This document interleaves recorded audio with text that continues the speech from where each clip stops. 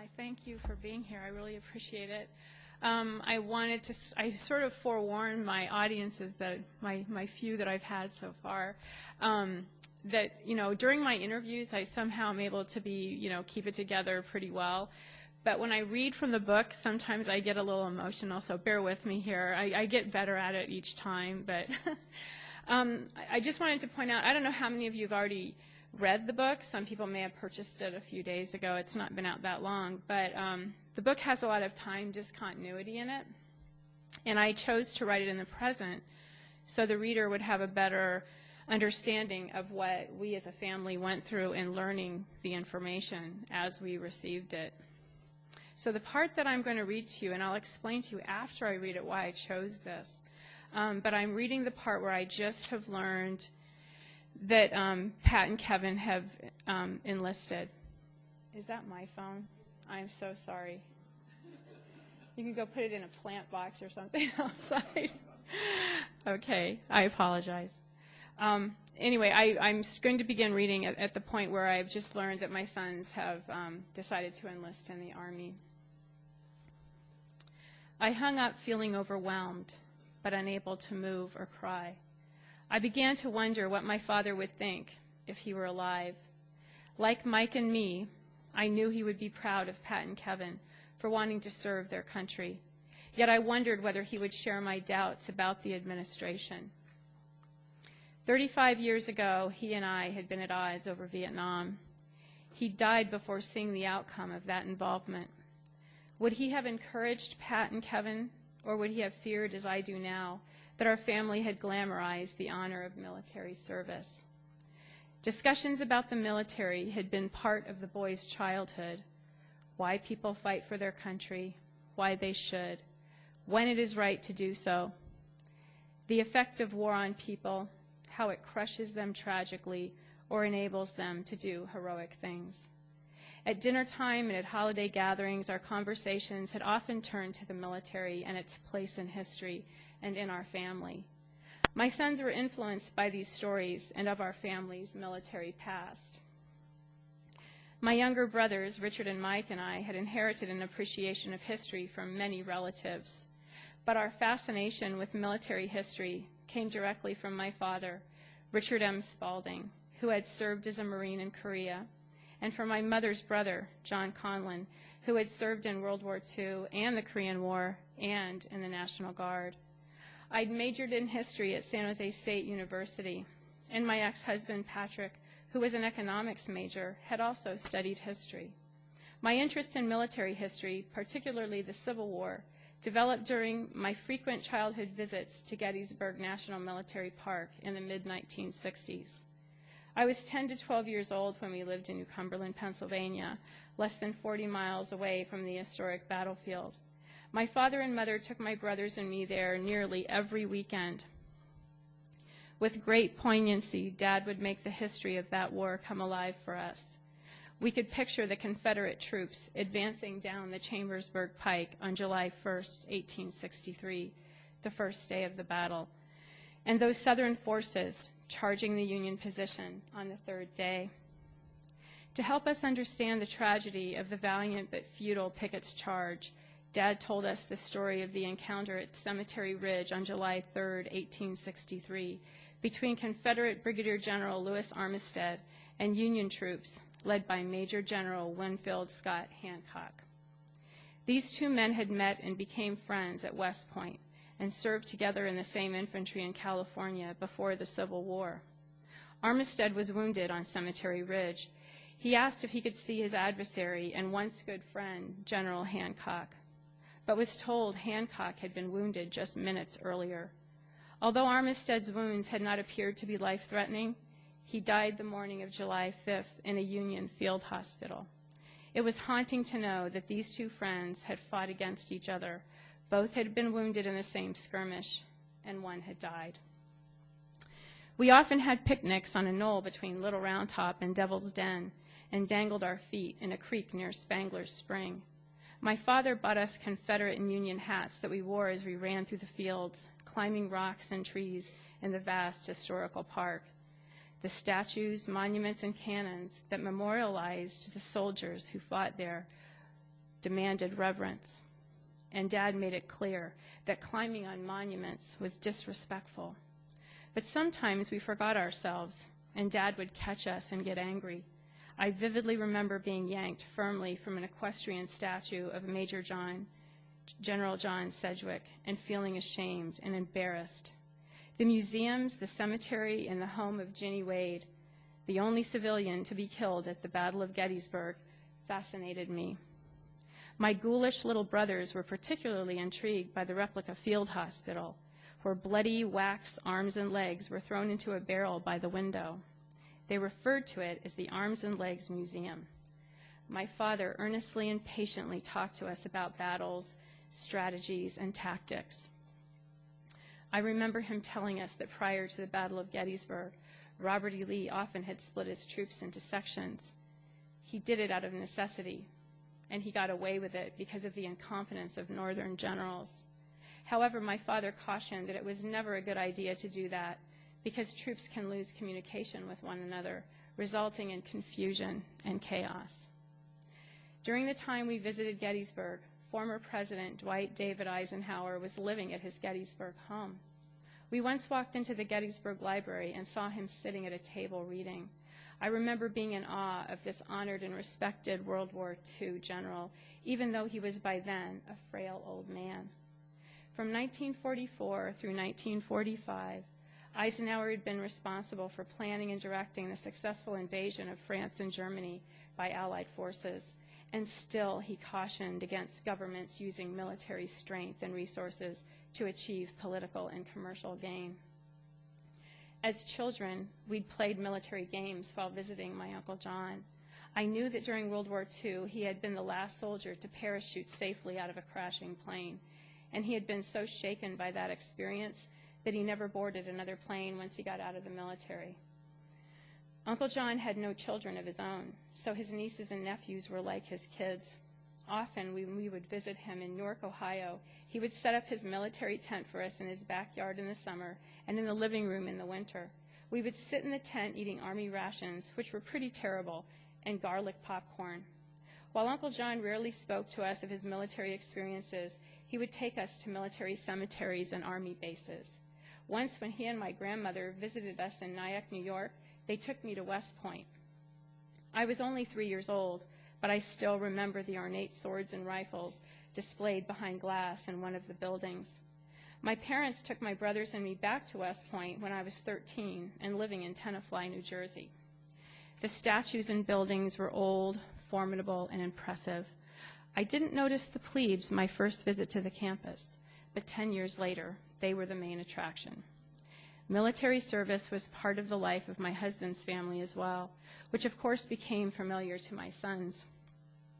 Their paternal grandfather, Hank Tillman, and 2 great uncles had served in the Navy, and all were stationed at Pearl Harbor when it was bombed by the Japanese. All 3 survived. My father-in-law did not talk about his painful wartime experiences, but he occasionally spoke about the fun times and the camaraderie. I found his stories fascinating. One New Year's Eve, my husband Patrick and I went to a party and left 2-month-old Pat with my in-laws. After several hours, I left the party to go feed the baby, intending to return before midnight to celebrate the new year. But I ended up talking with my mother-in-law, Mary, my husband's youngest brother, David, and Hank, who started telling stories about hitchhiking, drinking, and just hanging out with his Navy buddies. My dad, like my father-in-law, didn't talk much about the specifics of his military service or any horrors he might have seen. It wasn't until after he died that I learned his best friend had been blown up by a landmine just yards in front of him.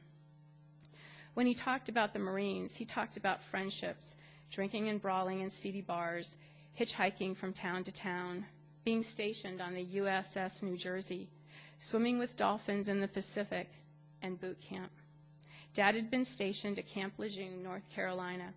With a wistful expression, he would recall how he and his fellow Marines had to run miles along the beach on the thick sand in their combat boots. The exercise was grueling and the drill sergeants merciless. Yet when the drill was over, even though they all complained and grumbled, everyone who completed it experienced a sense of achievement and solidarity. My brothers liked the story my dad told of a group of Marines maneuvering under barbed wire on their bellies as they were being shot at with live rounds. One Marine kept sticking his butt in the air. The drill instructors continually yelled at him to get it down, but he continued to jut it out until it took a bullet. The guy was out of commission for weeks, but he had a great time holding court in the infirmary. To this day, I wonder if that story is true. From the time I was very little, I was aware of my father's pride in being a Marine. Excuse me. When I was 3 years old, in the days before children's car seats, I would stand between my parents, feet digging into the soft leather of the big front seat, and sing the entire Marine Corps hymn at the top of my lungs. From the halls of Montezuma, my father would sing with me. My brother Richard served in the Marines in the late 70s, and my brother-in-law Jim served in the Army around the same time. Military service was prevalent in my family and my husband's family, and we were taught to respect it. The 1960s and 70s produced good war movies, and I saw most of them. Battle of the Bulge, The Great Escape, Patton, The Devil's Brigade, The Dirty Dozen, A Bridge Too Far, and many more. When my boys were old enough, my husband and I shared these old films with them, and we also watched and discussed contemporary war movies, Platoon, Apocalypse Now, Good Morning Vietnam, and The Thin Red Line. We talked about how war best exemplifies the camaraderie of men, especially when in battle, and puts people in positions to think about what they value, making them put their integrity on the line. The subject fascinated me. I had always believed that war brings out the best and the worst in people. This belief would come to dominate my life in a way I never would have imagined at the time. My own thoughts about war evolved over the years. The United States' involvement in Vietnam had begun before I was born. By the time I was 13, I already felt very conflicted about it. My father supported our presence there and believed we were doing the right thing. I loved and respected my dad, so I was deeply influenced by his opinions, but I had teachers I also respected who were telling me our involvement in Southeast Asia was wrong. By the time I was in high school, I had decided that Vietnam was not a moral war, and we didn't belong there. I got into an argument with my father about it. I had never shouted at him before, and I remember becoming very angry and running out of the room in tears. After that, we never spoke about Vietnam again. Looking back, I can understand the conflict he must have felt. The senseless destruction, loss of life, the government deception clashed with his belief that ours is a righteous country. The first Gulf War started when Pat and Kevin were in their early teens and Richard was 10. I felt it was an unjust war. As with Vietnam, we had not been attacked, nor had we been threatened.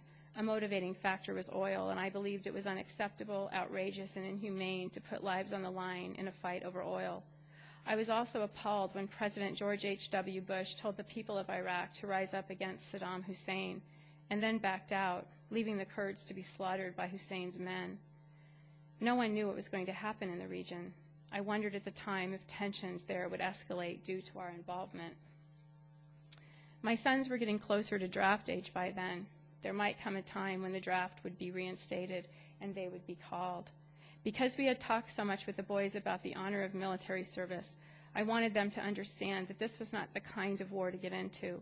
I did not glorify this war. The briefings to the public by Generals Norman Schwarzkopf and Colin Powell did not stress the serious nature of what was happening, and it disturbed me that the daily visuals from the war zone looked like video games. My sons spoke of the war as cool. They had trouble understanding that people were dying. My husband and I would remind them, "You're not seeing the death there." Curled up on my couch, securing the blanket around my shoulders, I recoil. All of those discussions of the military and the honor of serving come back to haunt me. Through tear-filled eyes, I look out the picture window into the darkness. The reason I chose this passage, one, because I always felt it was strangely, I don't know, ironic is the right word, but the fact that, my dad spoke so often about splitting, the troops and how you shouldn't split troops. And of course, it was the splitting of my son's platoon that actually resulted in his death. The other reason that I thought that this was very pertinent is because since Pat's death, I've met a lot of Gold Star families, families who've lost loved ones in the war. And what I've discovered is that they all have a common thread. Most of them have this background of service in their family, this military service in their family. And most of them were raised, to respect the military and respect and honor the notion of serving your country. And I think that what's so sad in Pat's situation and many other situations, because certainly one of the reasons I wrote this book is because Pat is not alone in dying and having the military or the government lie to the family. But, these young people, they enlist, and they quickly realize that they could die in these wars, that they could be wounded, that they couldn't be emotionally or mentally damaged by the experience. But they don't expect their government or the military in which they serve to disrespect their service by lying to their families. And I think what's so sad about these wars in Iraq and Afghanistan is that our president, this administration, and Congress, everyone's to blame. All our leaders are to blame. They get these young people involved in these situations, and then, of course, they tell us to go out and shop, go to the mall, don't pay attention to what we're doing. And by doing that, they basically are telling the public, pay no attention to, to what we're doing. We'll take care of this. And the public essentially has done just that. They have not paid attention. And soldiers lose their voice when they join the military. We are their voice. The public needs to be vigilant as to what the government is doing and the decisions they're making. Why are they sending our soldiers to Iraq? Why are they bombing this country, a country where Saddam Hussein at that point seemed to be more inert than he'd ever seen before? So I'm hoping that this book will, allow the reader to kind of think about everybody's culpability here, not just our leaders, but our own culpability in not paying close attention to what is going on, for not being more vocal, about what is happening. I think a lot of people questioned our going into Iraq. I know our family certainly did. My son's enlisted before the president spoke of going into Iraq, and we were very concerned about it. But of course, there's that little voice that tells you, well, maybe they know something more than we know. But I think it's sort of played out that we didn't have a plan going over there. Our reasons for going over there had more to do with oil and strategic positioning than it did for weapons of mass destruction or any kind of inhumane treatment that was, taking place over there. So anyway, I just wanted to, share that story with you because I think it's very pertinent that this part of the book, because I do think that many soldiers that serve have this feeling that they're doing an honorable thing, and we need to respect what the reasons that they've gone over there, and definitely honor them and support them. But, should they really be over there? And, what is Congress going to do about it? What is Congress going to do about an administration and a military that lies to families and uses soldiers as propaganda tools to promote a war or to deflect attention away from atrocities that are happening in the war zone? So does anyone have any questions for anything? I know I'm probably sick of seeing my face. I've been on so many programs lately. I feel like it anyway. But does anyone have any specific questions about the situation? Yes. I'm sorry? About my son Kevin? Well, he agrees with all that. I mean, he was very disturbed. Both of them were not happy about having to go to Iraq. And once they got over there, they quickly discovered that, we really had no plan. We didn't have a plan as to what we were going to do with the infrastructure to make sure that there were livable conditions over there. It seemed like it was complete chaos. And, of course, when they first arrived, the Iraqi people seemed fairly happy, actually. I mean, I think that you saw that on television, but it didn't take long. It took weeks to a few months for their attitude about our being there and occupying their country. They just weren't happy with it. So he definitely agrees with this position that I have. I don't feel I'd be up here if he didn't. Anyone else have any questions? Yes.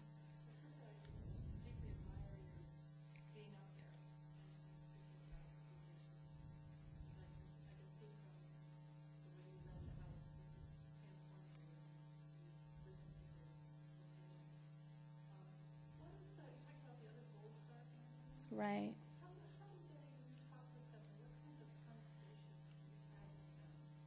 Well, that's a very, very good question because, we're not twin sisters. I mean, we all lost family members, and that's something we have in common, but not all of us have the same political views, obviously.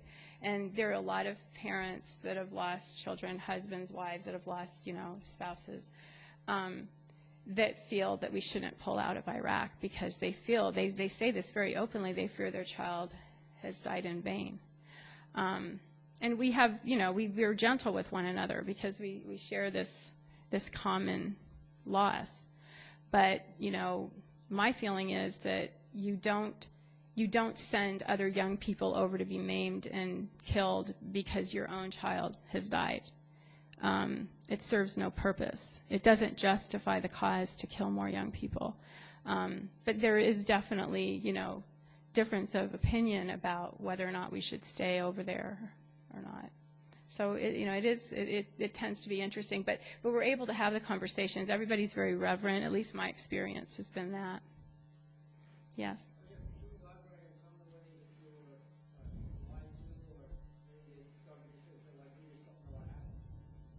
Well, that's Well, that's the whole point. They could have said that. They could have said, we don't know what happened yet, or this was a special operations and we really can't divulge what happened. I think we actually would have accepted that.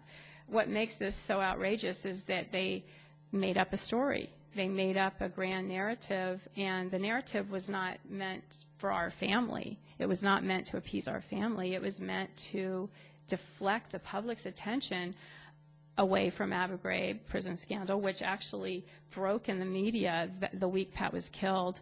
It deflected attention away from chaos in Fallujah, from the president's dismal approval rating, and the fact that the month of April 2004, there were the worst casualties of the war up to that point. I also think that that they felt that by, indicating that Pat was killed, that he was killed by the enemy, it would, rally soldiers to actually enlist, and that did happen. I know that the Arizona Republic had editorials or letters written in where families had indicated their child had enlisted after Pat was killed, or a young person indicated they were going to enlist after Pat was killed, and that would have sickened Pat. One thing that happened after he enlisted, he was approached by leaders in the military. They wanted him to go to Washington, D.C. and simply become a recruiter, that he, not to be sent overseas. He would just go to D.C. and act as a recruiter and try to convince young people to serve. And he said absolutely not. That was offensive to him. He felt if people want to serve and, they feel it in their own heart, then that's fine. But he said he would not talk young people into joining the military. So the idea that that in death, that he was used as a political tool would have saddened him. And he actually expressed to us and to fellow soldiers that he feared if something happened to him, he might be used in that manner. So it's very upsetting. But and a lot of you may be wondering, well, why do you think that this was, a deliberate deception, a contrived story? We have thousands of pages of documents, and in one of the testimonies, General Yellen, he's a 4-star general, and he was actually being interviewed by a 3-star general, Brigadier General Jones, who did the 3rd investigation on Pat's death, and he asked General Yellen, well, what was the tone in the higher chain of command when Pat was killed? And he said something to the effect, well, it was like, here's the steak dinner, but we're giving it to you on the garbage can cover. You got it. You work it. In other words, Pat's death was a positive thing for them because they felt this is an opportunity to use him. But unfortunately, it was a fratricide. So they were going to have to spin the story. I also very strongly believe that former Secretary of Defense Rumsfeld was involved in the cover-up. He wrote Pat a letter after he enlisted, thanking him for enlisting. So Pat was in his radar, obviously. And this was very shocking to us because last August we were in a congressional hearing, and Rumsfeld was in the panel along with General Abizaid, General Brown, and General Myers. And they put on a screen an email that Rumsfeld had sent to the then Deputy Secretary of the Army, Peter Guerin, who is now the current Secretary of the Army. And this email basically said, this young man is very special. He's 1 in a million. We need to keep an eye on him. Now, anyone who knows anything about or has read anything about Donald Rumsfeld, you would know that he's a micromanager to the extreme. And if his generals withheld from him the news that Pat was killed by fratricide, their heads would roll. So it is absolutely ludicrous to believe that Donald Rumsfeld was not aware that Pat was killed by fratricide. Not to mention the fact that Lawrence DeRita, his public affairs expert, was at the video teleconference with General Kinzinger, General Brown, General Myers, when they were trying to figure out how they were going to admit to the public that Pat was actually killed by friendly fire. And if you understand, as I said, Abu Ghraib was, a huge issue at that moment in time. Iraq, the war in Iraq was going along very dismally, and the fact that Lawrence DeRita is involved in this video teleconference for damage control on Pat's death is, to me, very telling. Some people have asked, why do we think, that they tried to cover it up? Maybe they were just, nervous on the ground and they started to cover up. Well, I think in the beginning, all the soldiers on the ground were very nervous and scared and embarrassed and horrified and mortified, all those things. And I'm sure there were errors and mistakes made, broken protocol simply because of ignorance. But there is a protocol, and it's been on the books for many, many years, and they actually had a reminder flyer sent out to the Secretary of the Army, Secretary of the Navy, Joint Chiefs, about the notion that the medical examiner wants to have the uniforms and the equipment of fallen soldiers, especially if they suspect fratricide, suicide, or execution. And it was clear from the testimonies that everyone present when Pat was killed was aware that he was killed by friendly fire. So Pat's uniform, his equipment, should have been sent back to Rockville, Maryland with his body. But we were told that his body was a biohazard and his uniform was a biohazard, and so they destroyed it. But what's interesting about that is that, of course, Pat's body in and of itself was a biohazard, and the medical examiner said Pat's body came back home very well preserved. So if they had just left his uniform on him as they were supposed to, there would have been no health dangers at all. And the reason we believe they took his uniform off was because his uniform had evidence of U.S. rounds, and they had to destroy it. Now, in his field hospital report, which we actually requested because his autopsy was so suspicious, my daughter-in-law and I actually thought maybe that wasn't even Pat's autopsy.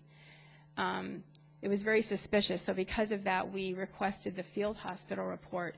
The field hospital report didn't come to us for another 6 months. I think we requested it in October 2004. We received it in May 2005.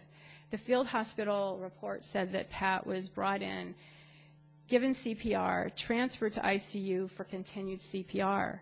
But Pat had been deemed KIA 2 hours prior to being brought to Salerno to the field hospital. He also essentially had no brain.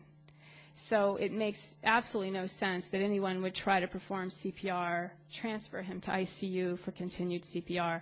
The only reason they wrote that there, in our opinion, is to make it appear as though they had tried to save Pat when he came in, because you can destroy the uniforms of wounded soldiers in an effort to save them.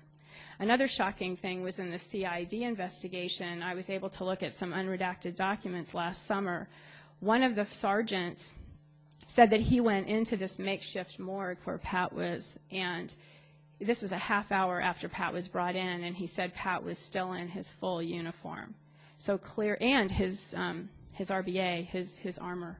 So clearly no one had made any attempt to try to save him. I don't know. Does anyone have any more questions? Because I could just go on and on. Yes. Was there a specific moment in time or situation that led you to start questioning the report that you had gotten? And when was that? Well, we received actually 4 versions of Pat's death in a 2-month period. Excuse me, my daughter-in-law is actually, of course, the next of kin, and so she was the one notified. The soldiers went to notify her, and they said that Pat was killed getting out of a vehicle, and he shot in the head getting out of a vehicle. He died an hour later in a field hospital. To all fairness to the military, the casualty reports are often inaccurate, so we give them a break in terms of the casualty report. But of course, the next time we heard any version of what happened to Pat was at his memorial service, which was televised for the benefit of people in Arizona and people who Pat's fans, I guess. The Army obviously got wind of the fact that it was going to be televised, I guess, and so they gave Pat and Kevin's friend, Navy SEAL Steve White, the narrative to read as to what happened to Pat on April 22nd. And that narrative stated that Pat had, run up a ridgeline in order to try to assist the second convoy coming out of the canyon. And in doing that, he was killed by the enemy. Of course, 4 weeks later, my son Kevin was taken aside at Fort Lewis by his first sergeant, and he was told that Pat was, they suspected Pat was actually killed by friendly fire. Kevin's battalion commander, told Kevin what had happened, and Kevin was in shock. He couldn't believe it because, obviously when you're in shock, you lose a loved one, you hear a story, you believe that story. And then for him to hear this other version, knowing that, people he knew, young people that they went and did things with, worked side by side with, killed his brother was, to say the least, horrific. And he told the military he wanted to tell us in person. He didn't want to call us on the phone, so they assured him that they would not leak anything to the media until he could notify us. Unfortunately, somehow the story leaked, and I got a call the Friday before they were coming home from a reporter at the Arizona Republic, and he called and left a message for me to call him back. And I called him back, and he asked me what I thought about the latest news the military had presented us, and I didn't know what he was talking about. And he said, "Oh, well, never mind." And I kind of told him, "Well, you've already, started telling me, so might as well finish." And he said that Pat was killed by friendly fire. That weekend, Memorial Day weekend, Colonel Bailey came with Kevin and Marie to our home and told the family the details of Pat's friendly fire situation. And it was very disturbing because, they did talk about the broken Humvee that held them up in this village of Megara for 6 hours, and, the fact that, they had to tow this Humvee for a huge distance, and it was the reason they split the platoon. And all of it just made no sense to me. It defied common sense. But, we just tried to, accept the story, and we were told that these soldiers, even though they felt it was, an accident, a fog of war, they couldn't quite explain, how this had happened. But they said that there was going to be an official presentation 3 weeks later at Fort Lewis, Well, we went to that presentation, and crucial information that Colonel Bailey had given us when he came to our house had changed. Colonel Bailey had said that the light conditions were actually good that evening. He said that the AMF soldier that was killed prior to Pat being killed was standing, and he was shot in the chest 8 times by a sergeant who was out of the vehicle. He then said that after the AMF was killed, the other soldiers in the vehicle started firing at the ridge line. Pat was crouching behind a rock along with this young private, Brian O'Neill, trying to avoid the shrapnel that was, flying all around them. And he decided to throw a smoke grenade, which is, I'm certain a lot of you know it looks like. It's like liquid smoke, like theatrical smoke. And he threw the grenade figuring that, they'd see it, they would know that, there were friendlies. And, of course, when he threw the grenade, the firing stopped. So everyone on the ridgeline relaxed. All the soldiers behind Pat, they were all panicked and waving and screaming to cease fire. Well, after the smoke grenade, the firing stopped. So, they relaxed. Pat gets up, O'Neill gets up, and all of a sudden they started firing again. Pat had walked in front of the rock he had been behind, and he really had nowhere to go. The other soldier was able to jump behind the rock, and Pat really had nowhere to go, and he was hit in the armor and the chest, which knocked him to his knees. And then he was hit 3 times with a 3-round burst. And then the vehicle drove down the road and shot up buildings at the end of the road. There were 30 children in those buildings. And then in doing that, they wounded the platoon leader and the radio operator. So this carload of soldiers basically broke, at least 3 rules of engagement. I mean, they didn't positively identify their targets. They shot at men waving their hands, whether it be the enemy or friendlies. They're not supposed to shoot at people who are waving their arms. They also shot at buildings, unidentified buildings, not knowing who was in them or what was in them. But when we got to Fort Lewis, the story changed quite a bit.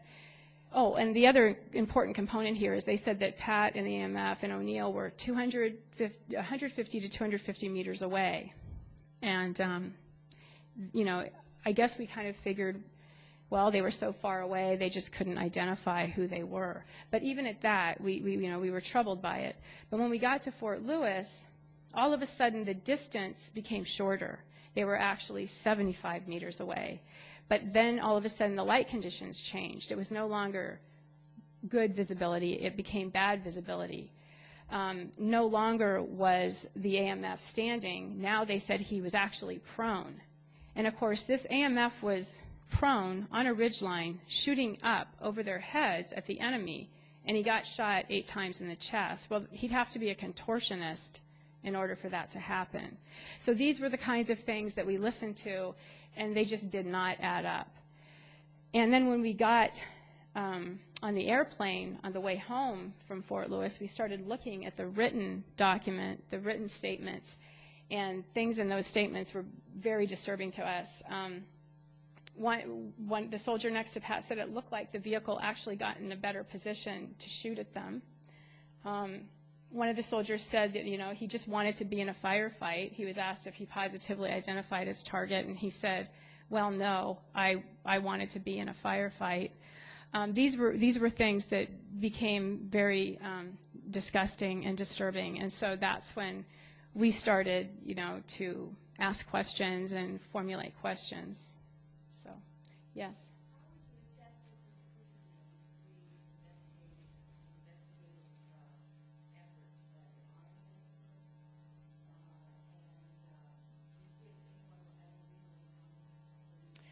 Well, I would like to think that somebody would be held accountable for the cover-up. But in terms of what actually happened that night with the soldiers in the vehicle, I don't know if that's really possible. All physical evidence has been destroyed, and of course, Pat was cremated. But I think, we just have to kind of come to terms with the fact that this was a stressful situation for these young men. They do have to live with it the rest of their lives. We've never heard from any of them, though. They've never called us. They've never called to say they were sorry. I do know that the sergeant that actually shot the AMF soldier, the one that did not control his vehicle, And I must add here that they were shooting so wildly that they nearly shot the soldiers in the vehicle behind them. So they were really out of control. And this sergeant did, before Kevin knew that this was a friendly fire, he did approach Kevin and admitted that he's the one who killed the AMF soldier. But Kevin didn't know that Pat's death and the AMF soldier were at all related. I mean, he didn't even know that Pat had been killed by friendly fire at that point. So, but after that, Kevin never heard from any of the other soldiers or never got any kind of apology. No, not really. Well, actually, the Inspector General's investigation, which was done last year, it does state that there was a cover-up. And the Congressional Committee, the Oversight Committee, deemed it a cover-up. It's just that they have not tried to detect who is responsible for instigating the cover-up, and no one has been held accountable for it. And, of course, 60 Minutes, 2 weeks ago now, Secretary of the Army, Peter Guerin, he said, well, we told them that we were sorry. We apologized for our missteps and our errors. But, and I'm sure there were missteps and errors. There's always missteps and errors in any situation along the way. But there was also deliberate lies and deceit, and they refused to admit that. They don't answer our questions thoroughly. They give us an answer, but they're ridiculous. And we've had many retired military people. One of the individuals who's helped us quite a bit is an ex-ranger. He was in Delta Force, and he just said that all of this is just insanity. Wesley Clark actually looked at the report, and I don't know if any of you remember, but last summer the military said that it was Lieutenant General Kensinger who basically was responsible for not telling us what happened and covering it up. But Wesley Clark said that this cover-up goes much higher than the 3-star general. So we have definite reasons for believing that the administration had something to do with covering up Pat's death and spinning the story in a way to try to rally public favor to the war and to deflect the public's attention from other things. And some people have said to me, well, it didn't deflect it for very long. I mean, and that's really true. But they didn't need it to deflect for very long. This administration is notorious for spinning stories to keep people from being outraged in the beginning. And after enough time passes, everybody's memory sort of fades, and when the truth comes out, nobody's really paying attention. I mean, Rove is a student of Goebbels. So, I mean, this is outrageous, and Pat is certainly a microcosm of other things that have happened in this administration. And anyway, I mean, basically, the book is meant to make people think about, the kinds of lies that this government has fed us. And Pat is only one example of that. And I will say, though, in all this glum talk here, I did write the book to present to people what happened and the kind, to make them understand what we've been through and to let people know that we're not the only family that is going through this. But I also had to present, Pat and members of our family. And that was rather difficult because a lot of it's personal, but I felt like some of it, if you don't feel some of the stuff we felt, you can't appreciate how we were lied to and how it affected us. But I will say this, that Pat comes through in the book very nicely, I feel, and in the end, I think you're going to feel a little bit better than you thought you might in reading a book like this. And so that pleases me. Yes? A .556 round. The enemy carries, uses 7.62, the AK-47. No, well, according to the ballistics expert that we sent to Rockville, Maryland, he said we had a ballistics expert and a forensic pathologist expert go to Rockville to look at Pat's autopsy pictures and look at the documents, and they said, 99% sure that it was 5.56 rounds that killed him, which would have probably come, because of the nature of the wounds, would have come from a 3-round burst from an automatic weapon, which only U.S. soldiers carry. The other thing that I think is very important in terms of information is the coroner and the medical examiner knew right away that Pat wasn't killed by the enemy. I mean, his body came in and they knew. Or they were certainly suspicious. And the medical examiner, Commander Malik, he called the Human Resources Command, Criminal Investigation Division, and the Adjutant General, Brigadier General Gina Farisay. And Pat's autopsy was completed on April 27th. On April 29th, he had a conversation with Brigadier General Farisay, and he told her that he was really suspicious of Pat's wounds, and he thought there should be a criminal investigation. And she said, no, we're satisfied with our investigation.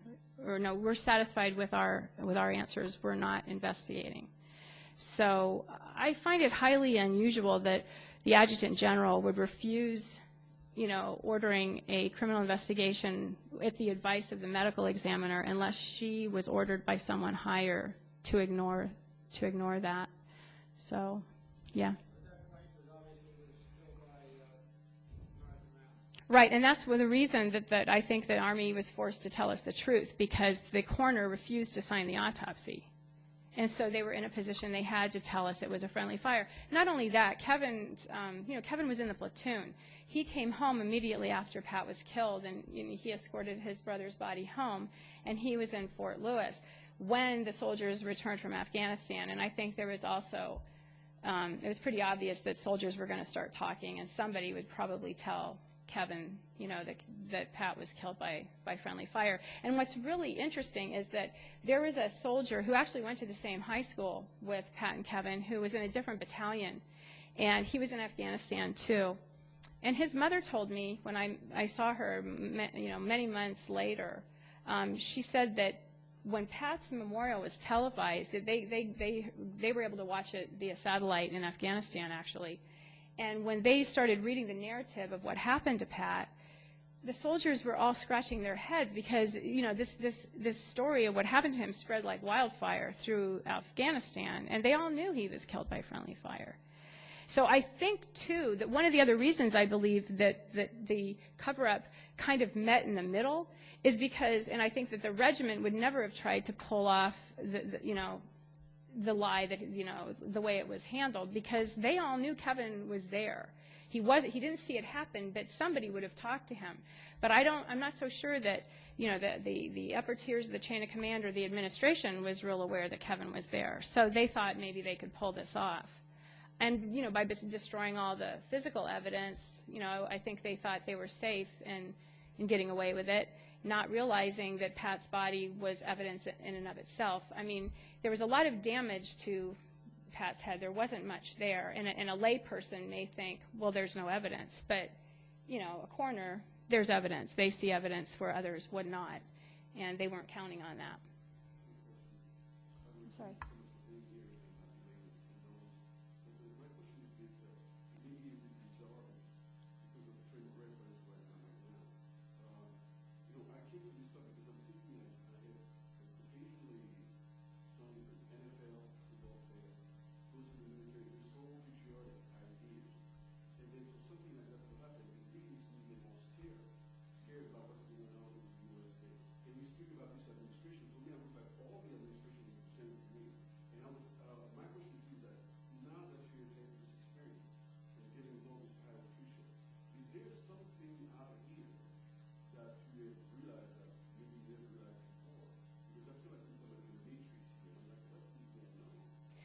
Right. Well, I think I feel like you do. I mean, I think, I had a lot more faith and trust in, the government. I mean, I know that governments are corrupt. I mean, they're all shady to a degree. But I just don't, I think I was naive to how corrupt they are and how unethical and, how cowardly they are, really. And that's not to say that every leader is. I mean, in every institution, there's going to be people that lack integrity. But I think that it's pervasive right now in the military and in the government. And why is our Congress so ineffective? I don't really know. I mean, people clearly spoke in 2006. They wanted a change, and yet Congress has been pretty inert. I mean, the Oversight Committee, in fact, has looked into many situations, Blackwater, Valerie Plame, and they've aired things, but they haven't they haven't gone to the point of finding closure and finding answers and holding people accountable. And that's what we need. We need someone, some group. And the checks and balances are already there. And our soldiers are fighting for those checks and balances. So, they should work. They should be working. Yeah. No, I haven't talked to John McCain in a long time. He was very helpful, I must say, in the very beginning. Extremely helpful. In fact, I don't think we would have been able to get these investigations started without his help. But I think that John McCain thought that we would get answers and we would have closure pretty quickly. He had no idea that so much of this story was so nefarious. And I think that when he realized that, I sensed that he was worried that we might become, kind of a political encumbrance. And I didn't want to become that for him. Not that he's my candidate, I'm not suggesting that, but I still did not want to get in his way. I just decided to go elsewhere and try to get help. And no one person has been extremely helpful. People can help to a degree, and then they sort of fade out of the picture, or they get frustrated, or even kind of scared because it's a little too frightening. But, all along the way, there's always been someone to kind of pick up the pieces and help us the rest of the way. And I feel we did get validation at that congressional hearing last spring, and I am grateful for that. But I would like to see them, follow through and find out who is responsible for the cover-up.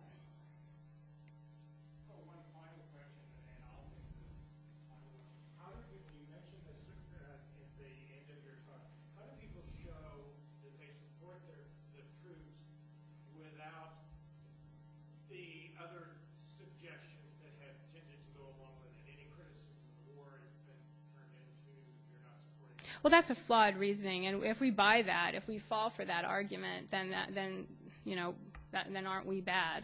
I mean, this is a huge mistake that we're over there, and sadly, soldiers have died. But it's not dishonoring the soldiers who have died and have been wounded, and the 300,000 soldiers with traumatic brain injuries. You are not dishonoring them by pulling the troops out and preventing others from being harmed. That's crazy. If it's a no-win situation, why do you just keep throwing young people into the situation and killing innocents? I think that logic is very flawed, and I think Congress is very cowardly not to just shove that argument down Bush's throat, frankly. I think it's horrible.